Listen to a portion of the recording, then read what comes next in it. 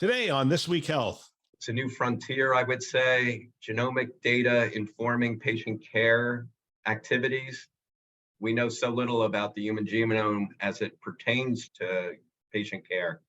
That's going to be an evolution, and those that can foster the collaboration between the two, I think are going to be winners downstream.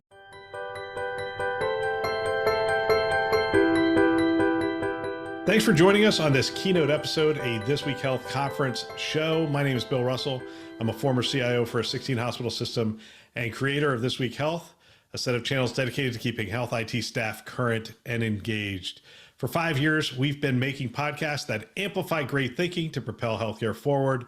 Special thanks to our Keynote show partners, CDW, Rubrik, Sectra, and Trellix for choosing to invest in our mission to develop the next generation of health leaders. Now, on to our show. I want to welcome everybody. This is going to be our leadership series, second into our leadership series, CIO discussion. And we're going to talk specifically with 3 academic medical center leaders about priorities for 2023. If you've attended any of our webinars, we're going to start promptly at about 1:03, 1:04, 4 minutes past the hour. We'll give people a chance to come in. Looks like 50 some odd people have joined already. So it's going up.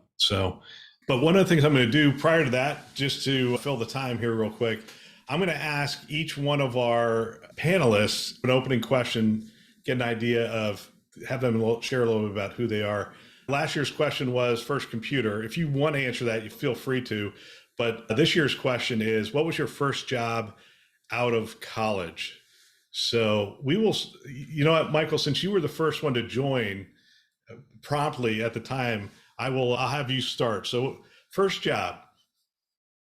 So Bill, thanks for having me participate. Much appreciated. Great to be here with Neal as well as Craig. So my first job out of Rider College, which is now Rider University in 1981, was as a COBOL programmer.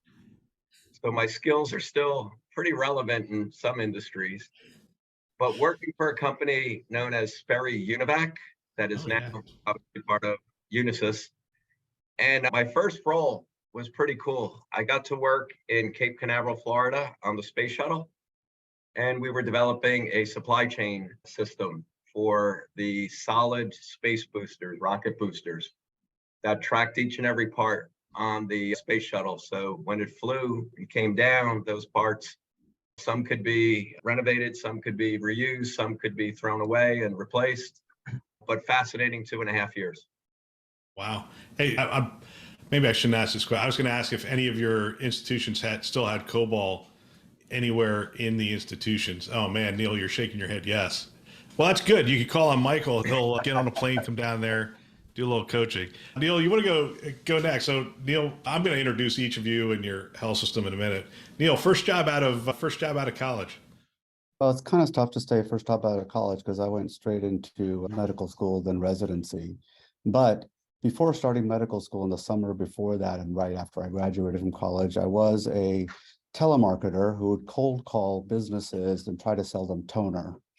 And back then, before computers, we just had stacks of yellow pages, and we would just find businesses and then call them and then kind of basically assume we would tell them we had a computer and we're looking things up and get them to divulge the type of copier they had and the model number. And then we would say, oh yeah, you use this kind of toner. Would you like some?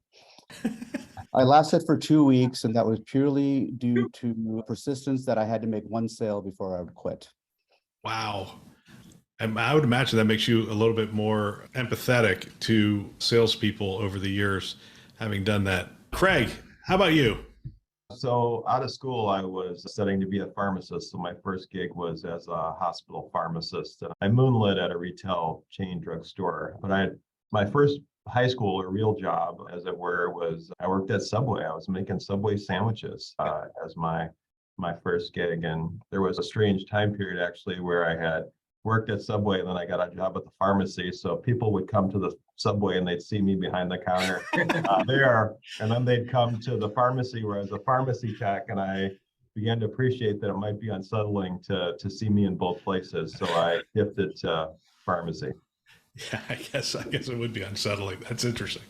All right, hey, we're ready to get going. So I want to thank our listeners for being a part of this. And again, I want to thank our panelists, and I will introduce them in a second, a little bit more detail. I would encourage you, go ahead and ask questions. You can ask them in the Q&A in the chat as well. We will pick those up and take a look at them. In your registration, there was a line there to put in any questions you might have. We received more questions for this panel than we've ever had before. I think we have easily over 60 to 70 questions. We'll see where it goes. As far as introductions, we have Neal Patel, Dr. Neal Patel, Vanderbilt University Medical Center, and Craig Kwiatkowski, the newly minted CIO for Cedars-Sinai. Are you a year in yet, Craig? Yeah, I'm close to a year formally, and informally, I'm getting close to 2 years or as the interim. Wow. And then Michael Restuccia, Penn Medicine out of Philadelphia, Pennsylvania, home of the Super Bowl bound Philadelphia Eagles. And we will skip that conversation because we already had it. Let's just jump right into it. So I did a previous poll on LinkedIn, and I asked just the LinkedIn community, what will drive healthcare provider priorities in 2023? I gave 4 options: financial pressure, disruption, and new entrants, patient experience, or worker shortage or worker experience. The financial pressure won that poll by a pretty sizable margin. Number 2 was worker shortages, and the other 2 were laggards, essentially. I'm curious. We're going to start by talking about the macro trends, and then we'll get into some of the specific priorities. What do you find is driving the priorities for 2023? Michael, we'll start with you. What's driving the priorities? Yeah, I think within the healthcare industry, we're all familiar with more than half of our colleagues throughout the country are going to run at a deficit in the upcoming year. And those pressures, financial pressures, are driven by, as we all know, many things, right? The COVID, cost of care escalating rapidly, revenues from payers not escalating at the same rate, turnover within particularly the clinical ranks, patients afraid to come back to the hospitals, surgeries generally on a downtrend. So, what's driving everything is the financial pressure and the immediacy of that financial pressure. It wasn't like there was 6 years to plan for this. People walked out in droves in a short period of time. Rates increased significantly, and the reimbursements in revenues to us will not come back as rapidly. So a lot of pressure on cost containment, expense management, and trying to do more with less. Yeah. Neal, I guess we'll come to you.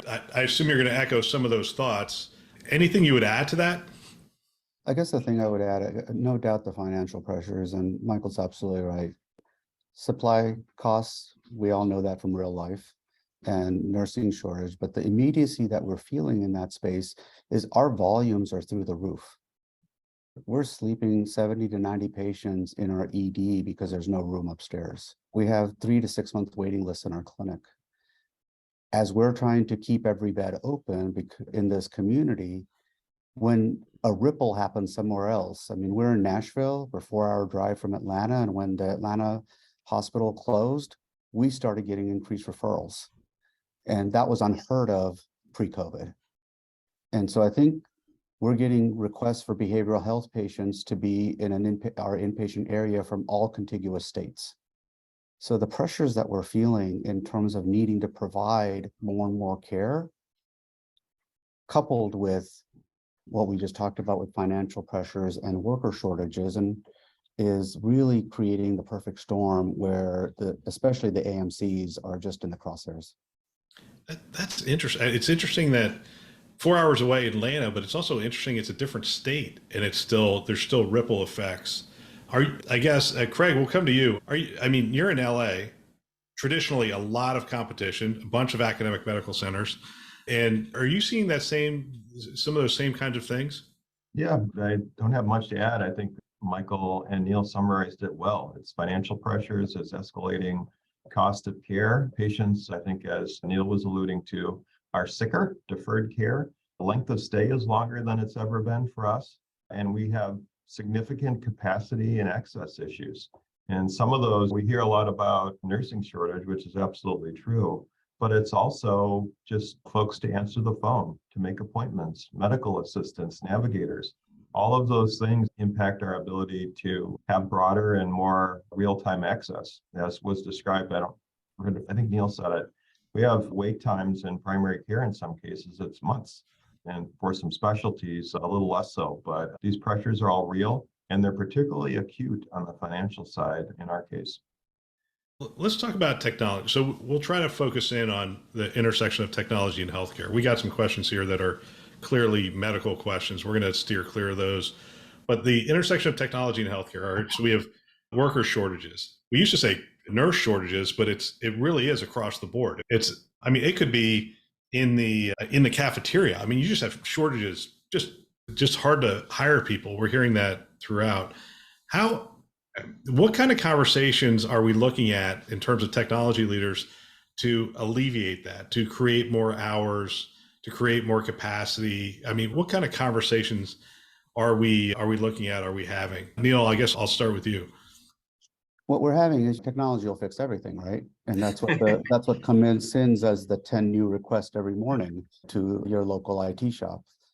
But seriously, there's two aspects to that.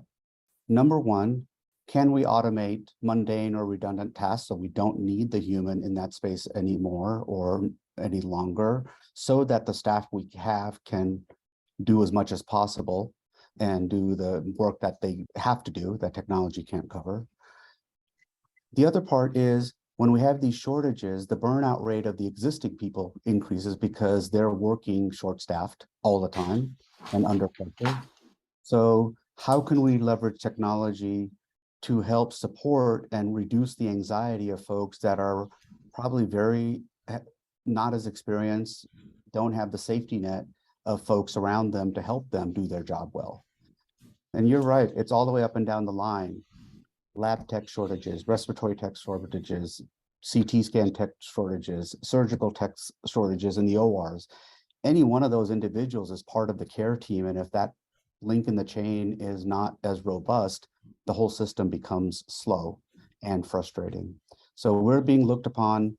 Obviously, we can't fix skill issues that you need a human at the bedside for, but what are the technologies we can deploy, change the model of care? That's something that has been the mantra since the end of the last year, where we're re-looking at how to deploy virtual support, not for care at home, but just even within the hospital, so that the bedside providers get some support instead of just running around chasing things down. So you just gave us three topics that came up in the questions, and I'm going to use them as a framework right now. Automation, support our existing workers and reduce the stress and the burden on them. And then the third being care at home. We talked about capacity issues and those kinds of things. I want to start with automation and get kind of pragmatic with the three of you. Craig, I'll start with you. As we talk about automation, what areas are ripe for automation? Like you just look at it and go, this is absolutely ripe, we're going after this. What areas are maybe in the exploratory phase where you look at it and go, yeah, we know there's potential there, we just haven't found the right technology or whatnot. So what are you looking at in terms of automation at this point? I think the area that's ripe certainly for us and probably more broadly is in the revenue cycle space. We've identified some nice opportunities to maximize our existing tools within the EMR, automate more, and I think achieve some real measurable savings and efficiency. Things that may sound simple, but making sure we're using paperless statements. We're not have a manual process for that. Reducing non-clinically triggered charges, automating consecutive accounts, dabbling and pushing as far as we can with prior authorization, the holy grail of, I think, automation or more efficiency within the revenue cycle space. I think where the dabbling, or I forget how you framed it, Bill, but not sure, category is more so on the clinical side. There's tools and AI-like algorithms that we're testing, deploying, and using, but those I don't know will ever be fully automated, or at least not in the near term. They still require a human to second check, whereas some of the things in the revenue cycle billing and coding space tend to allow for a bit more autonomy. Yeah, and Michael, I'll come to you with the same question around automation. What are you seeing or what are you being asked about? So I think some of the mundane tasks that Neal and Craig mentioned are ripe for opportunity. Certainly pre-authorization is one of those items that somewhat leverage a tool. And I find it interesting they call it artificial intelligence, because back in the day, we just called it screen scraping. And in my second job at Shared Medical Systems, we had a thing called OlliScript. And we used to re-register patients all the time just with a file and re-register. And suddenly now that's artificial intelligence. So I find it remarkable what some of the consulting firms and vendors repackage as innovative. But that aside, all the things that Craig mentioned, certainly agree with. The area that I am most frustrated, where there's great opportunity for automation, is online patient scheduling. And it's not that we don't have the technology, it's we don't have the operational engagement in order to open up those slots. In some instances, we don't have enough clinicians to even have slots. But that is an area to me that if we look at other industries, whether it's airlines, rails, hotels, who wants to speak to an agent? You want to do it yourself, you want to pick. And I realize some particularly specialties and subspecialties, it's kind of difficult because of the prerequisites, but we do a lot of primary care visits also, as does Vanderbilt and Cedars-Sinai. And I think that's the biggest missed opportunity, and it will address a lot of that issue around access that everyone's mentioned here. Yeah, Reg Sketch is pretty interesting to me, because my guess is if we were to look at the number of people that are associated with registration and scheduling in your institutions, that's a significant number of people. You guys are the front lines. I had a traditional IDN. I didn't have an academic medical center, but I just know the stuff we were able to schedule was not the specialties. And you guys are just loaded with specialists, and they're fairly reluctant to open up their schedules for obvious reasons and whatnot. But that has to represent a significant opportunity in terms of just manpower and labor that could be saved, I would think. It's also an area of significant turnover. So it's a good point of entry and then rapidly move to the next role, either internally or externally. Sorry, Neal, I think I cut you off. No, I think you're absolutely correct. And we have recruited an incredible leader of our access center, a physician who just loves scheduling. And it has taken her as a physician to go talk to physicians, and we're embarking in our increasing online scheduling and improved template design to really be robust, so that basically you have one call completion if there is a call, but robust enough that we can have as much self-service as possible. And the technology is there. It's the rules and the algorithms, and you have a lot of religion, especially in academic medical centers, because the right toe specialist does not want to see any patients that have a left toe issue, and so that sort of problems has to be dealt with. And that's not a technology or a CIO job. That requires really us supporting the operational people to be timely and responsive when they get hard work done and work through all those details. The first group of CIOs were from IDNs, and a question came in terms of ROI for projects. And I'm curious if we're going to coalesce around the same thing. When you are presented with a new project right now, what timeline are you looking for on an ROI? Just real quick answer on that. Michael, we'll start with you. I think in the past, we were a little bit more patient. We're looking for more immediacy in ROI at this point. That could be up to 6 months, 12 months, but we're looking shorter term right now because of all the financial pressures we had indicated before. Yeah, Craig, similar for you guys, or? Yeah, similar. I'd say probably 1 to 2 years. I don't know that we've ever really developed amazing discipline around ROI and cost value assessments. And for better or for worse, maybe in the category of not wasting a good crisis, this is really forcing those conversations and causing us to be a little bit more deliberate about it, more real, and making sure that this is a thing. And it's certainly a factor that we're considering with more intentionality, perhaps, than we have historically. And Neal, one year, 2 years? Actually, it's kind of interesting. Just like Craig said, the discipline on ROI is difficult to do, and you can always play to the game, per se. So we're really focused on the total cost of ownership, because that's a discipline that we don't do. Everybody comes with their project and whatever cost the vendor told them, but not the true cost of what it takes to implement and maintain. And so over the past 4 years, we've really worked hard that every project, every new contract, we really need to know the 3-year cost of ownership and what its impact is going to be in terms of capital dollars, as well as ongoing OpEx. Then the choices can be made. And once the choice is made, the leaders who make those choices have to decide whether it's worth it to do or not. And so I worry much less from an IT point of view of the ROI.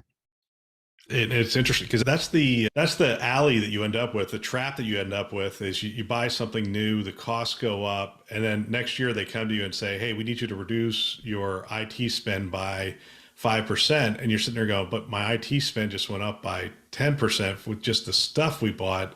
So how am I supposed to cut 5%? I mean, now you're talking 15% essentially is what anyway, it gets to be a little bit of a trap. I'm going to get to the user questions because they're quite interesting. Biggest challenge facing, and I'm not going to ask all of you to answer this. I'll probably just bounce around and have you guys maybe take one of them. And if you want to comment on somebody else's answer, by all means, jump in. Biggest challenge facing academic medical centers from an IT perspective. So focusing in on academic medical center, the things that are distinct, what do they say? IT challenge from an IT perspective, biggest challenges facing. Craig, we'll go to you on that one. What's the biggest challenging facing an academic medical center today? I think it's thematically the demand for IT services exceeds supply. I think that's maybe a broad macro sort of thing. So it speaks to a little bit of what we've talked about already in terms of prioritization and ROI and such. Digital and consumer expectations have never been higher. I think that's certainly a priority for us, and costs are outpacing reimbursement, which is applying the pressures we've talked about earlier. I think the thing people that may not understand about AMCs is projects can initiate from just about anywhere. Right. I mean, hey, I got a grant. Hey, we've got this extra money over here. Hey, we've got this.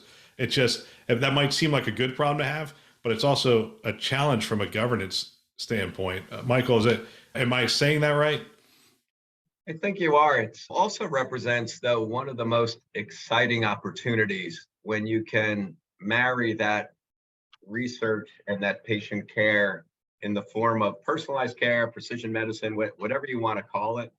That intersection is pretty exciting. We're at the forefront of it. It's a new frontier, I would say. Genomic data informing patient care activities. I don't know. There's much smarter people on this call than me, but we know so little about the human genome as it pertains to patient care. That's going to be an evolution, and those that can foster the collaboration between the two, I think are going to be winners downstream. That really is going to be a differentiator, because the standard of care today is 100 times better than it was 20 years ago. What's the next differentiator? It needs to be this intersection between research and patient care. Neal, I'll come to you. Is there digital transformation of clinical research? Is clinical research transforming as well as we speak? Absolutely, on a variety of ways. I'll kind of lead into it with the first question, because research is the space in terms of technical challenges at academic medical centers. When you have a research grant, you have a free pass to do whatever you wish, because in a sense, it's your own little budget and your IT is just supposed to support it. And what that resulted in is a bunch of things that are orphaned sitting under people's desks that never really have any sort of central coordination, because every place has this app or this machine, etc. So that technical debt just builds, and now the financial pressure leads to maybe the support personnel that were local not being there anymore. And then all of a sudden you just are being asked to adopt a lot of kittens. And with that, there's also the movement of how can we do clinical research at scale? And so everybody wants access to data. They want access to data immediately, but they don't have the local expertise in their shop to actually help them get to the data. So from a technical side, not only do we have to create the right aggregation and warehouses for data so that people have the underlying infrastructure, but then also the intermediaries who can serve as the experts, whether it's analysts or statisticians or others who can help them manipulate it. Yeah. That then goes into clinical research, where can you attract patients through the portal, through different ways, through patient engagement, to be able to get in there, because now we want that data to come in seamlessly into the database, because they don't have people to hand enter whatever the patient submitted.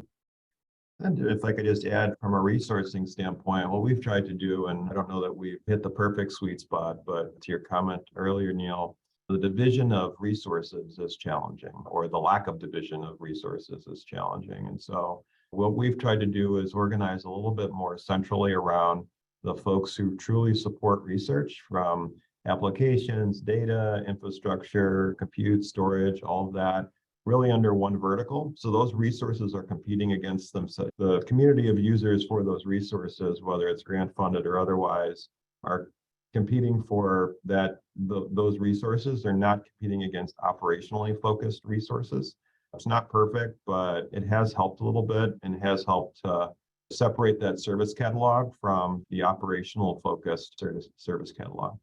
Yeah. By the way, if you have a little time in between me asking you questions, if you want to hit some of these Q&As that are coming in here, I think there's 4 questions in there. If you guys want to type some things back, by all means do that. I'm going to keep working through the questions we received. In terms of the data, it's data for clinical research. Is that a function that clearly falls under IT to aggregate that data, source that data, clean that data, and make that available? And are we looking at different technologies in order to, I think, Neal, you said the word scale, but to do research at scale and to make that sort of a common platform for all researchers to hit? Neal, I'll start with you because you're shaking your head. Yeah. No, I think it's an and conversation. Everybody wants all the data together, but now we have to deal with security issues of how do multi-center people get to the data in a safe way and only get to the data that they're entitled to. I mean, you now have the problem of easy access, but now the security issues and all those other issues create a problem of you having to restrict things. And at that tension point, we're still trying to figure it out in that space. Yeah. Michael, how about at Penn? How do you approach the data, making the data available for researchers? A little bit more of a 80-20 rule, I think. We try to address the majority of needs through a standard platform. We happen to call that platform Pennomics, and it's populated with some level of patient care data, but then all that other data that exists in the research environment, like biobanking, biospecimen data, and genomic data, and other types of things that aren't standard in the patient care world. So we try to create that platform and then allow the researchers, to Neal's point, reach in with security, pull out what they need, and then add their other sources of data, whether it's coming from pumps or surveys or trials or whatever, to meet their need. But it's kind of an 80-20 rule there. We'll get back to our show in just a minute. I'm excited about our webinars this year. They have been going very well. What I've done is I've gone out and talked to people in the community and said, what works in webinars? And they came back and said, look, this is what we want. We want a webinar that is not product centric. It's really focused in on the problems of healthcare. And we want people on there that are actually solving those problems. And so we have done that, and the response has been fantastic this year. We have another webinar coming up. It is the future of care spaces. Where care is being delivered is changing rapidly. Even the care spaces within the hospital themselves are changing. Technology is being added, and different types of technology, AI, obviously, computer vision and whatnot, is changing that modality, as well as what's going on in the home and whatnot. So we're going to have that webinar on June 8th at 1 p.m. Eastern time. We usually have it on the first Thursday. Happens to be a little too close to my anniversary, so we're going to do June 8th at 1 p.m. Eastern time, Future of Care Spaces. We would love to have you be a part of it. If you are interested in being there, go ahead and hit our website, top right-hand corner. We have a card. You can click on that card and go ahead and fill out the form and get registered today. We would love to have you join us. We look forward to seeing you there. Now back to our show. I'm going to modify this question a little bit. Question is, given the persisting issues with provider staffing, patient access, and healthcare costs rising across the board, what solutions are you looking at to solve this? On top of that, do you see any solutions in the market that can address all these? I guess the question I would ask around that is, Are you looking for solutions in the marketplace to solve that? Or are you being more, I don't know, more at the ground level, just trying to address workflow issues and the normal lean processes and that kind of stuff? Are you looking for solutions, or are you maybe taking a efficiency approach as you look at that? Craig, how about I'll go with you?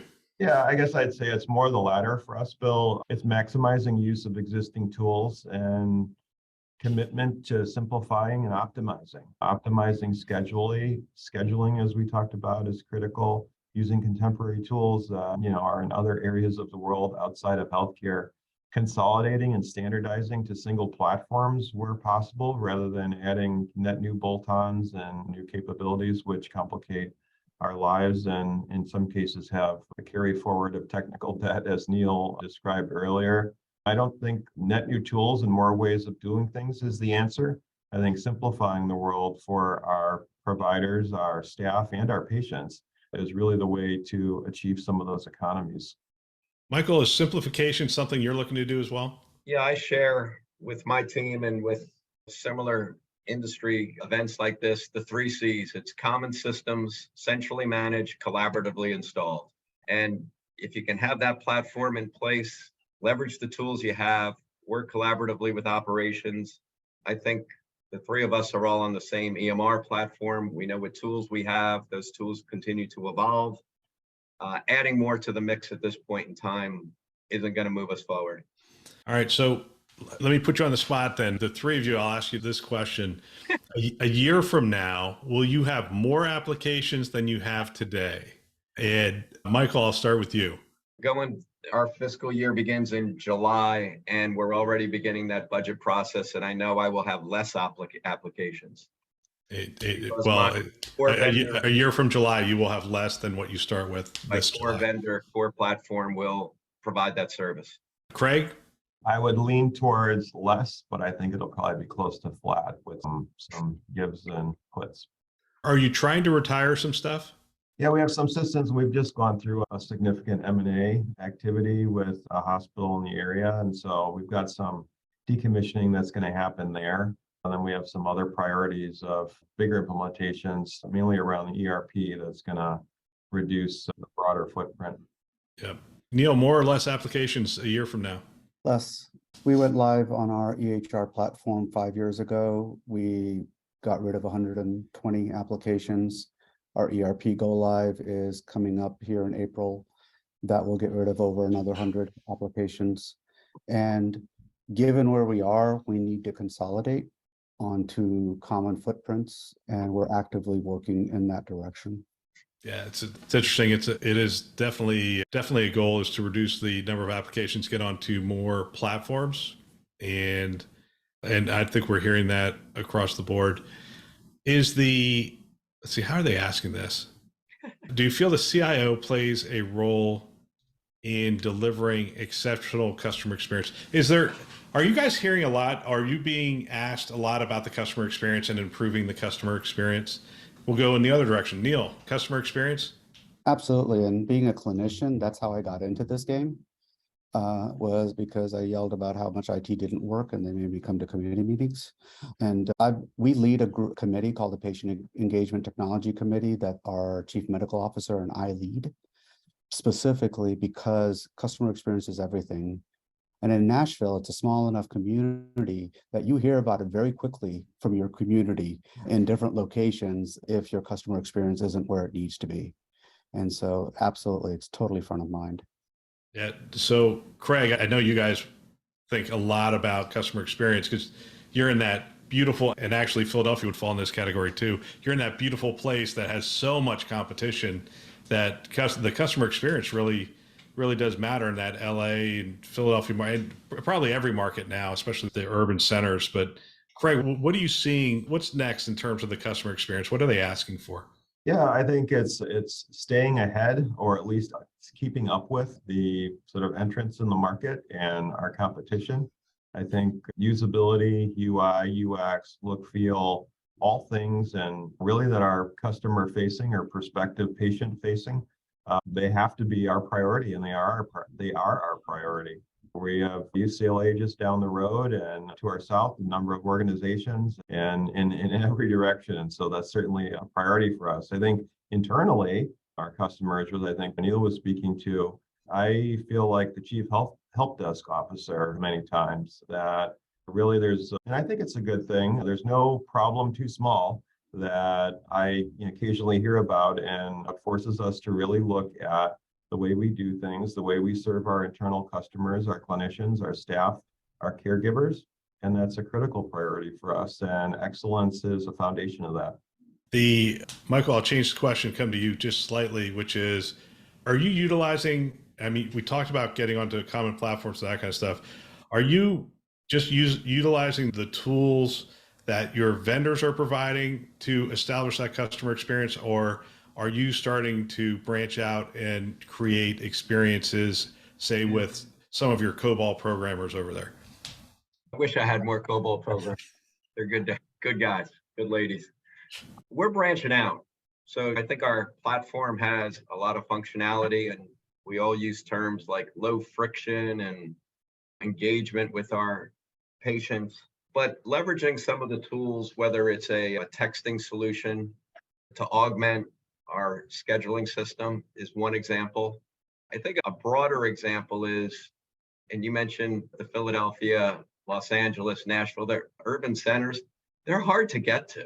And 3 of our major hospitals are downtown, and it's frustrating. And so that experience already has 2 strikes against it, because they had to sit in traffic, they had to find parking, they had to find their way to one of our buildings. And now how do we make it better from there? So you're always trying to reclaim that in-person experience. So more tele type of experience adds to the benefit, and pushing more to the home is certainly a big initiative for us, because that'll do 2 things. One is it's generally where people want to be served from a care perspective if they can.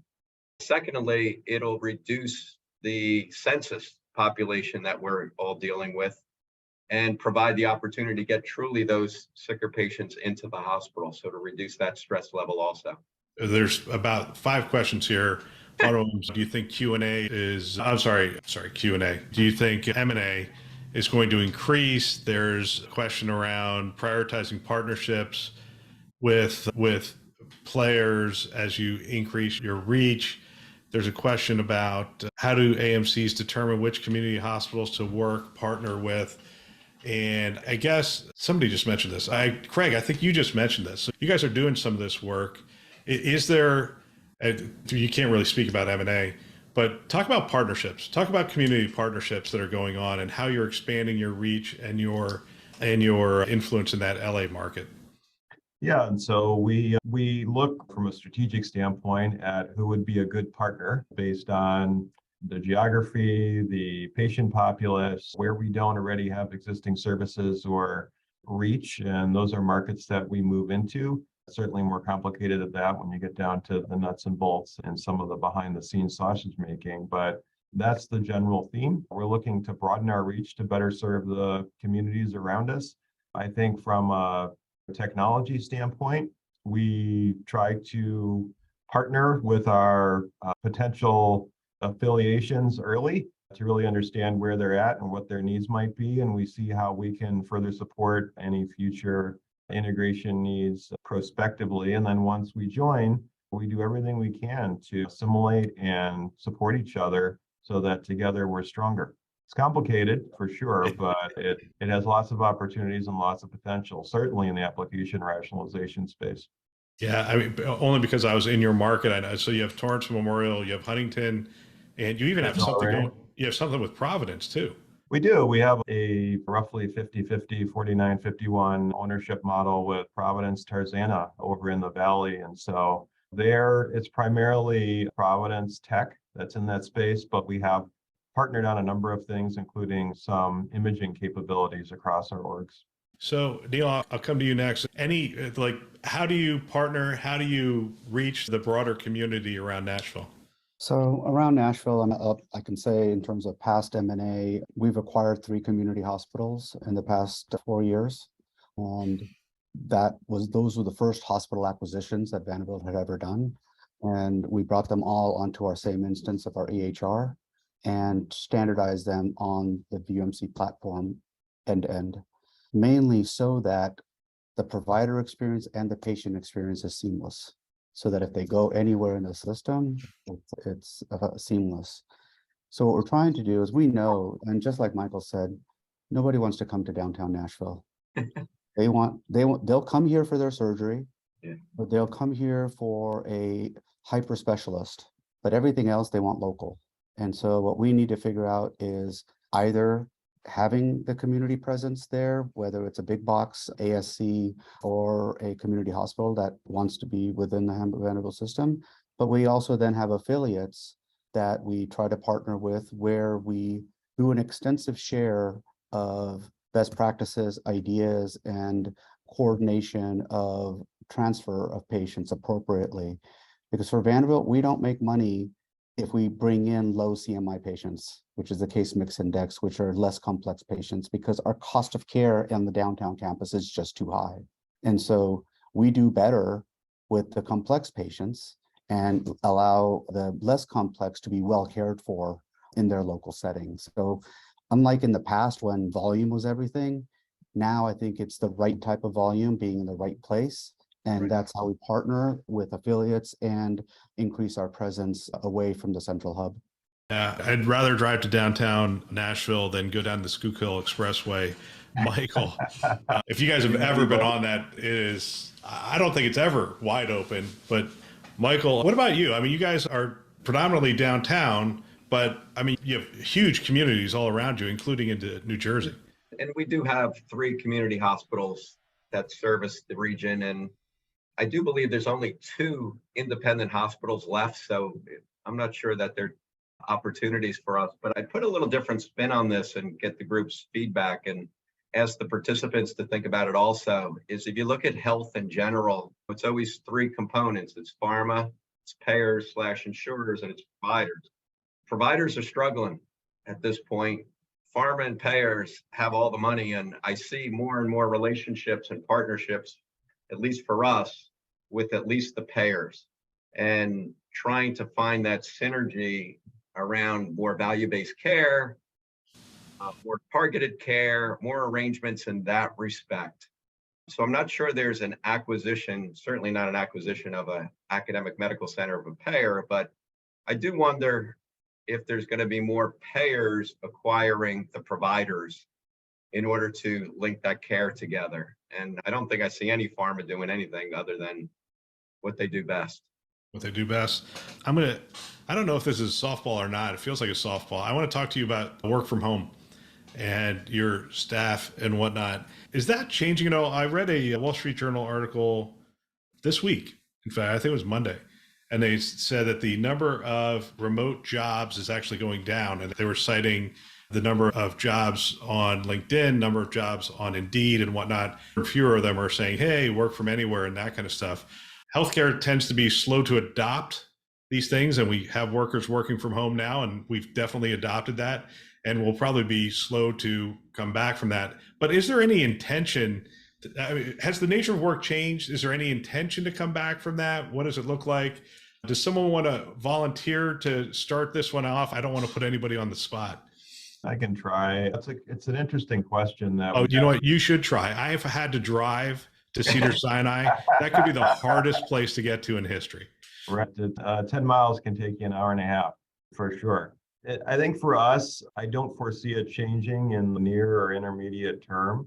It's been a win for us for the reason you stated, Bill, and our ability to recruit outside of even our drivable area, drivable however you wish to define that. And so we've got folks working in other states, which has been great to get high quality talent that can do the work that needs to happen, whether they're on site or remote. That's reserved for specific roles, and I think we'll need to continue that. I think where we haven't quite settled out yet is really in the hybrid roles that are local, nearby, that are drivable, that occasionally need to be on site and occasionally, or more often than not, are working from home right now. I think that'll primarily be driven for us by the way the organization shifts. We're still really not doing in-person meetings or not doing in-person meetings beyond. I think the latest guidance was 50% capacity in the rooms. And so a lot of that really is just driving the way we interact with our customer base. So biggest positive, I'm going to go to the other, Neal, I'm going to go to you, and Michael, I'm going to come to you. Biggest positive of remote work and the thing we miss most because of remote work. Neal, I'll go to you. The biggest positive is I don't have to get up at 6 in the morning for a 7 a.m. meeting where I have to have my butt in the chair in the middle of campus. And that's awesome, as well as late meetings. The biggest negative, I'm in my office. I like the change in context. There's hardly anybody else here, and it's lonely. Yeah. Isolation is one of the things I've heard from people is not all employees like being in their home. Some actually do like interaction with other people. So I guess they can go to coffee shops. Michael? Yeah, I think the biggest positive has been resulting in our maintaining our high retention level of our employees. And to Craig's point, being able to recruit from outside the region. It's been really strong for us. We have a solid plan to continue to be a remote organization. We've begun to shut down some of our leased and rental spaces that housed IT staff before. So we're sending all the messages, we're performing all the actions that indicate we're going to stay in a remote type of environment. But I do believe over time, some employees, to your point about loneliness and isolation, have begun to filter back. And each day I see more and more folks in the office, not that we're exceeding more than 15% of our staff each day, unless there's a get-together reason. But I have seen people voluntarily begun to come back to the office because they miss their colleagues, they want to have team meetings, they want to meet face to face. I think the biggest downside to all of this is less happy hours. I miss them. Here's an interesting one for you guys. And I was with a AMC CIO a week and a half ago, and we were talking about this because he was the CIO of the university and the CIO of the health system and medical center. And somebody asked the question here, do you think you'll see some of that consolidation come across there? I'll just ask one of you to answer that question. I think the person I was with would say they're two very different jobs, but I'm curious what you guys think. Yeah, I would just tend to agree. Our priorities are patient care, research. Their priorities are registration, class attendance, those types of things. And there are some platforms that maybe there's a ERP that might overlap and be an umbrella, but I meet regularly with the CIO of the university and we're talking two different languages often. Yeah, and that is one of the things he said. He goes, a university meeting is very different than a health system meeting. I mean, it's just in its context and its urgency and its approach, it's just a very different approach. I'm just pulling this one out. This is mine. Public health emergency coming to an end in May, I think, is what's being signaled. And that's part of what the Biden administration said coming in, that they would give us 60 to 90 days notice before they ended the public health emergency. So I think it will probably come to an end in May. Does that change anything with regard? I mean, the telehealth will continue because that was part of the omnibus bill. I'm trying to think what other things really, but how will that impact? Do you have an idea of how the end of the public health emergency is going to impact you? Michael, I guess I'll start with you, or unless you're hoping I've called on somebody else. No, I think the biggest topic we've seen, the number of patients that might be left without any type of insurance. Right. At this point. And so they'll have no coverage. And then how are we going to address that? And do we go back to some state-sponsored plan, federally sponsored plan? But other than that, maybe Neal or Craig have more insights. But that is a concern of ours, and particularly in urban areas, that is a concern. Yeah, I know. I just remember, I'll speak about our health system. We lost money on Medicaid. We tried to break even on Medicare, and we made money on commercial.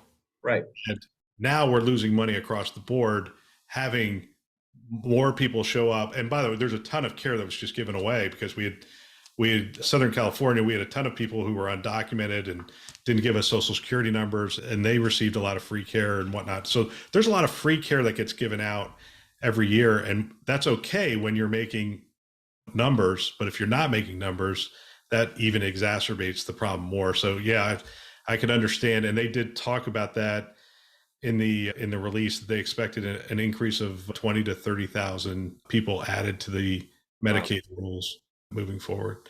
So I would add to that, Bill. The issue is not just yes, all of us in AMCs provide uncompensated care, right? A lot of it's part of our mission in many ways in the local region.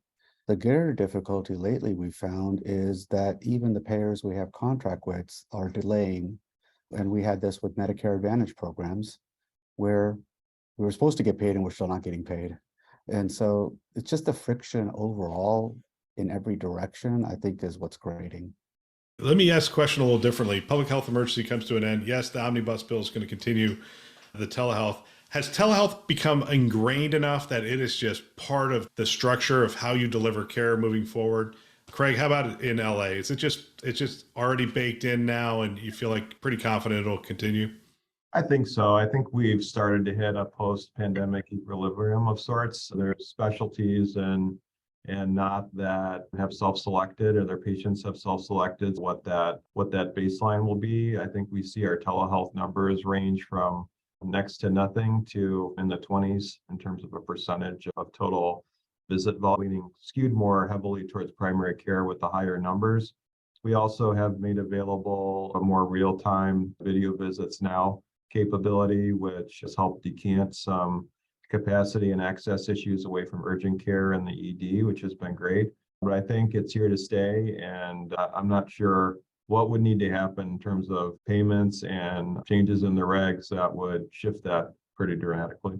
Yeah, I have a feeling what we're going to see is that the federal government's they have a ton of data now. They're going to be able to look at it and say, hey, this worked, this didn't work, this did work. And they'll hopefully adjust the funding to match what actually increases access and improves outcomes. Gentlemen, I want to thank you for your time, and I want to thank you for participating in this. I want to thank everybody who came onto the call. It was a great turnout and all the questions that you gave. Really appreciate it. Gentlemen, thank you very much. Really appreciate your time. Great. Thanks, Bill. Thanks for having me. Thanks for being here. Thanks. I love the chance to have these conversations. I think if I were a CIO today, I would have every team member listen to a show like this one. I believe it's conference level value every week. If you want to support This Week Health, tell someone about our channels. That would really benefit us. We have a mission of getting our content into as many hands as possible. And if you're listening to it, hopefully you find value. And if you could tell somebody else about it, it helps us to achieve our mission. We have two channels. We have the conference channel, which you're listening to, and This Week Health Newsroom. Check them out today. You can find them wherever you listen to podcasts, Apple, Google, Overcast. You get the picture. We are everywhere. We want to thank our Keynote partners, CDW, Rubrik, Sectra, and Trellix, who invest in our mission to develop the next generation of health leaders. Thanks for listening. That's all for now.